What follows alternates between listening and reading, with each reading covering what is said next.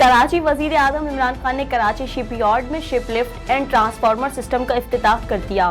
वजीर आजम इमरान खान ने तकरीब से खिताब करते हुए कहा है कि मुल्क दुरुस्त सिमत में गामजन है, करंट अकाउंट खसारा बहुत कम हो गया, मईशियत तेजी से आगे बढ़ रही है, हमने अपनी बरामदात को बढ़ाना है, हमने आसान जराए पर इन्हिसार करना शुरू कर दिया, जिस तेजी से पाकिस्तान ने आगे बढ़ना था नहीं बढ़ा, खुशी है टेक्नोलॉजी के शोबे में आगे बढ़ रहे हैं।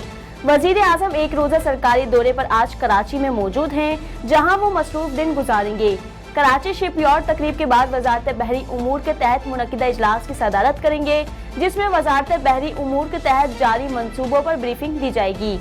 वजीर आजम से पार्टी रहनुमाओं की मुलाकातें भी शेड्यूल हैं।